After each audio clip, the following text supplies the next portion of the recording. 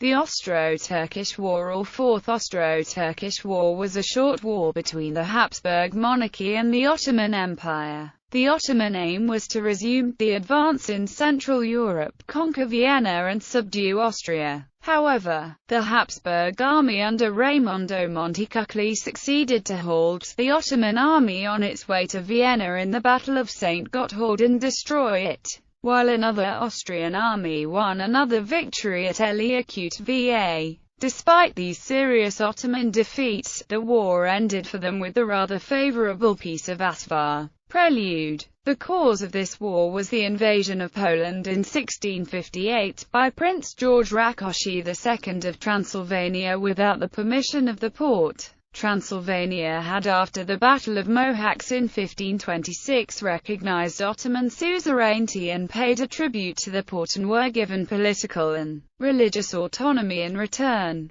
On hearing about Rákóczi's unauthorized war, the Ottomans declared war on their vassal. It was not long before Grand Vizier Köprülü Mehmed Pasha defeated Rákóczi and conquered Transylvania. The new Transylvanian prince, János Kemeny, fled to Vienna, seeking Austrian support. Emperor Leopold I, not wishing to see Transylvania fall under direct Ottoman control, sent Montecuccoli into Hungary with a small army. Montecuccoli was severely outnumbered by the Ottomans. Meanwhile, in order to liberate Croatia and Hungary, Nicholas Zrinski, the Ban of Croatia, was since 1661 doing his best to start a new Austro-Ottoman conflict by organizing raids into Ottoman territory from his stronghold Novi Zedrin. These raids and the presence of Montecuccoli's army made the Ottomans end the status quo with Vienna, which existed between them since 1606.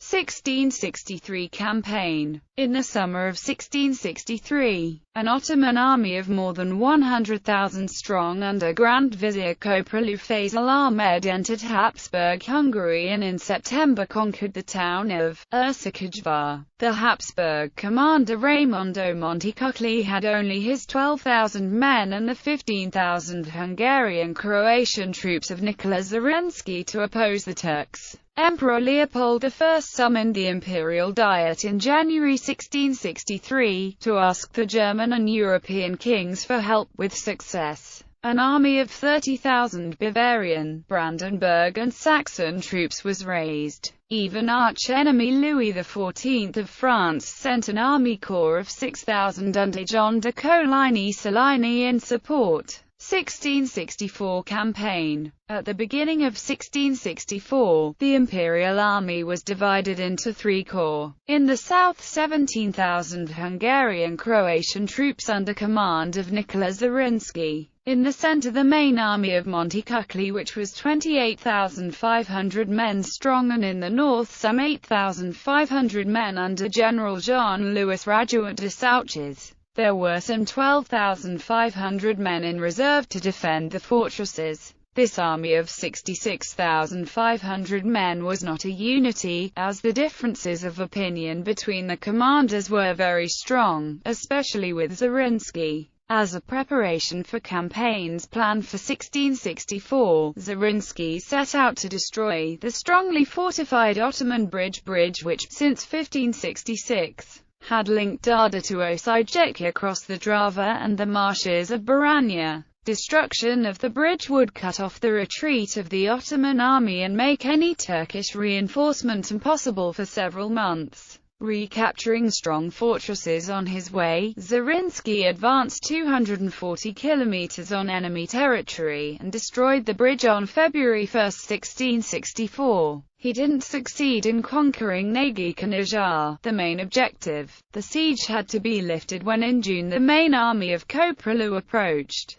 The Turks besieged and conquered Zrinski's stronghold Novi Zedrin, which had to be abandoned when Montecuccoli refused to come to its rescue. Zrinski would never forgive this, which would eventually lead to the Magnate Conspiracy in Croatia, and Wesseleni Conspiracy in Hungary. Battle of St. Gotthard. After the conquest of Novi Zedrin, the Ottoman main army marched towards Vienna, but was stopped at the Raba River between Mogersdorf and the St. Gotthard Abbey by Montecuccoli's army. The Ottomans lost 16,000 to 22,000 of their best troops. In the north of Hungary, the army of Souches had won some smaller victories against Küçük Mehmed Pasha. The most important of these victories was the siege of Eliakut va. Peace of Asvar. Only 9 days later, on August 10, 1664, the Peace of Asvar was signed, as a truce to last 20 years.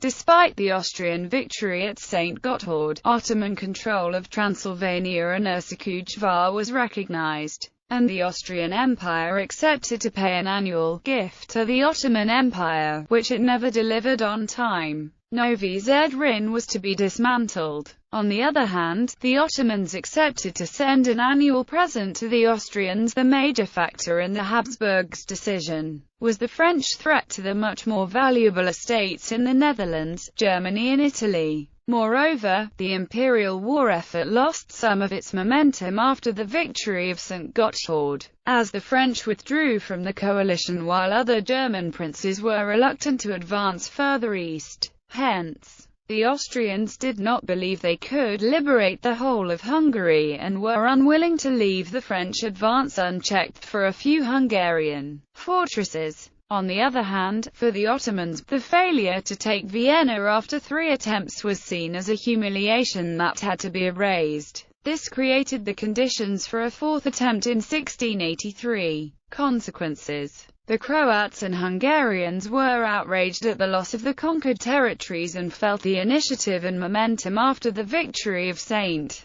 Gotthard should have been maintained. This led to the Magnate Conspiracy. The peace in fact held for 20 years until the Ottomans attacked Vienna for the second time in 1683 and were pushed back from Hungary in the following Great Turkish War.